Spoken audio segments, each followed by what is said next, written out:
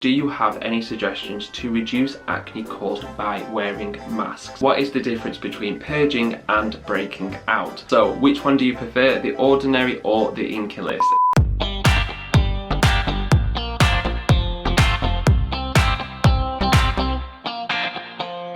Say hi. Say hi to the camera. Hey. Good girl. You good girl. Okay, we've had enough. Hey guys, and welcome back to a brand new video. So if you're passionate about skincare and seek products that are effective yet affordable, then this is the channel for you. So please do make sure you subscribe down below and join our little skincare family. And also please do give this video a massive thumbs up because it really does help me out. And so without further ado, let's get on to today's video. So the other day I asked over on my Instagram, do you have any skincare questions for me that, I would be able to answer for you guys? And I'll film it and do like a little skincare Q&A for you. And honestly, I was like expecting like 2 questions, maybe 3 questions, but I had loads and loads and loads. So I do apologise if I don't read your question out today in this video, but I will sort of do a lot more skincare Q&As in the near future. So the first question is alpha arbutin versus vitamin C, which is a better lightening / brightening ingredient? And well, this is a bit of a tricky one, to be quite honest with you, because alpha arbutin and vitamin C are very, very similar in terms of sort of how they brighten and lighten the skin, but they are still very different in their own sort of way as well. So alpha arbutin main focus is to reduce the melanin production of the skin, which will lead on to hyperpigmentation, pigmentation, dark spots, and things like that. Whereas vitamin C is, I personally use vitamin C to give my skin that sort of healthy look, glow about it, and sort of just to brighten it up. If I stop using vitamin C, or if I don't sort of use vitamin C on a consistent basis, then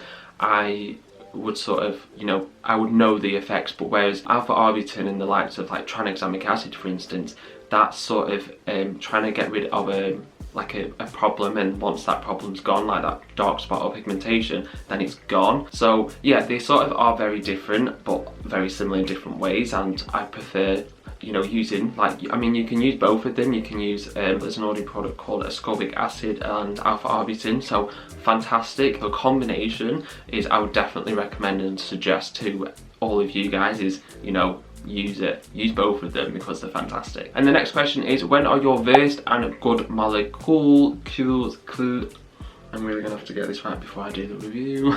Anyway, when are those reviews coming? I have it planned in. So the first one is definitely gonna come sort of within the next 2 weeks. I just feel like I've not had enough time yet to sort of really have a solid opinion and review on them just yet. And then the good molecules one, good molecules.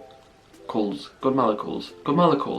we gonna right? Good Molecules review is going to be coming around probably the end of June, so I sort of really need to, I've not even opened them yet, but yeah, they're coming very, very soon, don't worry. And then moving on to the next question, which is, what is the best facial oil for hyperpigmentation, acne prone and combination skin? Well, 100% I'll always recommend is rosehip oil. So rosehip oil is a fantastic ingredient to target those specific concerns of hyperpigmentation, acne scars, dark spots, oily skin, combination skin and acne prone skin as well, because what a lot of people don't actually realise and are too afraid to incorporate into their routine is an oil if they're sort of suffering from acne or have oily combination skin. And because in a sense the right facial oil is actually one of your best friends in helping to regulate the sebum production and also sort of provide those anti-inflammatory benefits as well. So rosehip oil, if you go for like a 100% pure rosehip oil, that's even cold pressed, actually cold pressed is a lot higher standard because the benefits are preserved and it doesn't degrade or anything like that. So and the Ordinary actually do a lot of 100% cold pressed facial oils that are really affordable as well, so have a look at them. And then someone's asked thoughts about 2% niacinamide. So niacinamide is actually really commonly found in between percentages of like 1% to 10%. So obviously we have the Ordinary's product, which is 10%, and that's had a massive cult following. But what a lot of people don't realize is that niacinamide is in so many of your skincare products that you would use normally. So like that's your moisturizers, your masks, your cleansers, toners, even sunscreens. And obviously you won't have sort of like a 10% in there. It would sort of be like maybe 5% or less. Niacinamide is a fantastic skincare ingredient, but like I said on my niacinamide video, which I'll link down below, is that you need to be really careful whenever you include like a new ingredient or sort of like a new active ingredient into your routine. It's not necessarily going to be right for you because it's right for everyone else, if you get me. So I don't have any sort of issues regarding 2% niacinamide. And then another niacinamide question is, can I still use the ordinary niacinamide 10% plus zinc 1% at 16 years old? So 16 years old is sort of like when you're, you know, more prone to your acne because your hormones are going all like wild and like crazy. I know for me personally that I developed my acne from 16 to 18 years old. That's probably, you know, that's when I was on the treatment. But if you sort of don't have those skin concerns, and then what's the point in using that niacinamide? For me, like if you're sort of like, you know, 15, 14, then that's probably something that you might want to slowly start to introduce skincare into. But before that, you sort of don't really need to introduce, you know, active ingredients. You don't need to be really concerned about your skin because, you know, your collagen production and your cells are just rapidly turning over anyway, that you're not going to sort of like start aging or anything like that. Just follow with a cleanser, a moisturizer and an SPF, and you honestly can't go wrong yet. And this question is actually really interesting. Actually, all of the questions are interesting, but this one in particular is. So it says, can we mix tranexamic acid and salicylic acid together? And putting it bluntly, absolutely yes you can. Tranexamic acid is an incredibly safe ingredient to use. It's a fantastic ingredient to reduce pigmentation and acne scars and anything like that. And tranexamic acid is like the it ingredient this year, definitely. I have done a how to use tranexamic acid video. I did it in February, I think it was, so I'll leave it linked down below as well. Oh, this is a difficult question to answer. Someone asked, what is your top 3 Inky List products? And oh guys, if you know me, which you really do, because I mean, how can you not? I talk about the Inky List a lot. It's really difficult to actually pick a top 3, but currently at this moment in time, in no particular order, would be the Snow Mushroom Moisturizer, because honestly that is so hydrating and just fantastic for my combination skin. And then Polyglutamic acid, because that is just such like an unsung hydration hero ingredient. I just absolutely love it, and like mixing those two products together, it's the 15% vitamin C and EGF serum. That is just such a perfect amount of vitamin C. That is just not going to cause like slightly irritation. It's not going to sort of give you sort of like a few breakouts or sensitivity issues, and it's just going to give you such a healthy glow. And I absolutely love it, honestly. Those products are always in my repurchases list, so that says it all. And this question I got asked by so many people. What is the difference between purging and breaking out? Purging is when sort of like an active ingredient's main focus is to turn over the cells at a rapid pace, and even in some instances it's actually the main focus of that ingredient is to brighten the skin as well. So purging happens when you've got sort of like really tiny like little pimples, like little spots underneath your skin, and some instances these are called microcomedones, which aren't actually visible to the eye. So it's really annoying because it's like, oh, I didn't even know they were there in the first place, so why on earth are you bringing them up?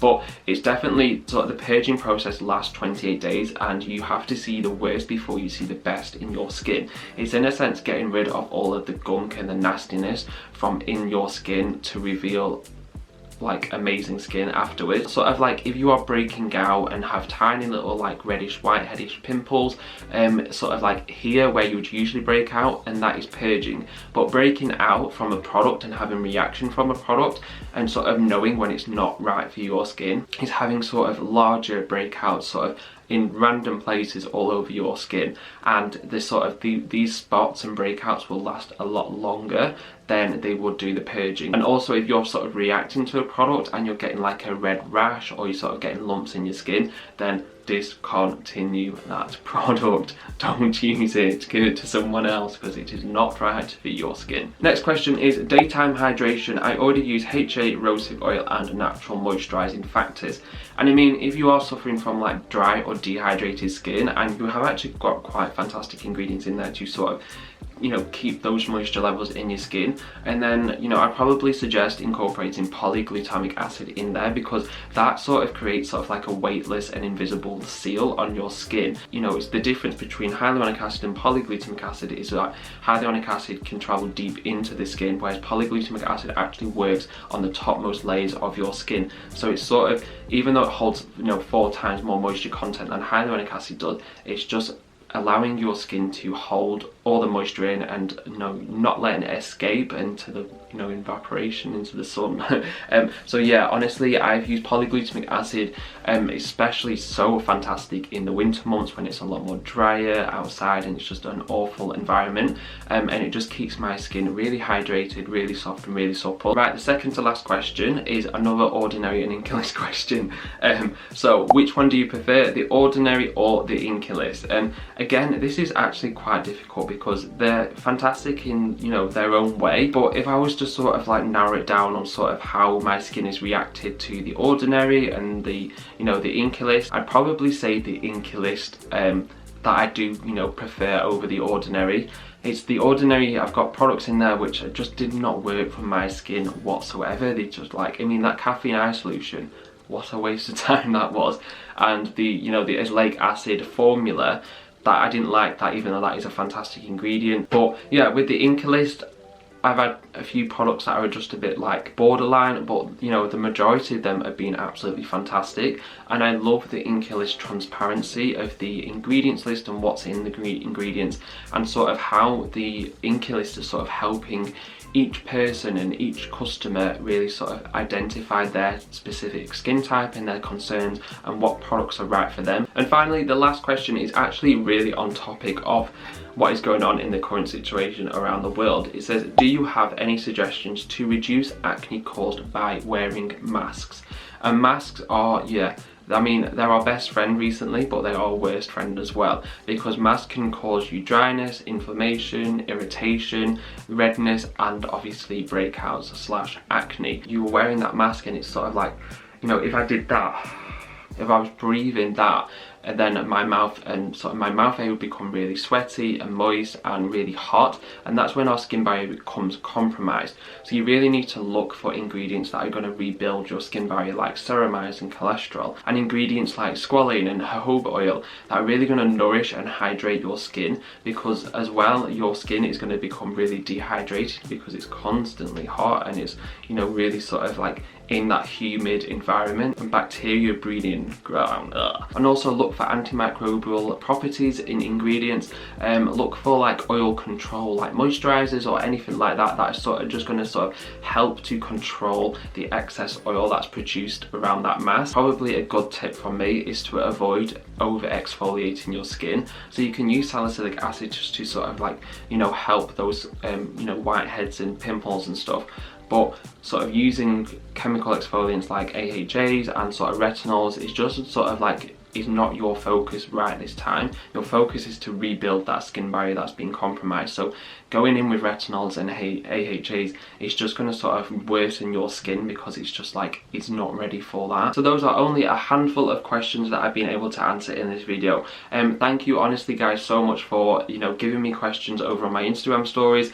You know, like I said before, I'm gonna, you know, do more skincare Q&A, so, you know, continue asking me questions or anything like that, and then I'll do my best. But those questions that I've answered today, hopefully they've touched base on quite a lot of sort of generic topics and sort of concerns, and hopefully I've been able to answer them to the best of my ability. But yeah, I really do hope you've enjoyed this video, and I will see you in the next one.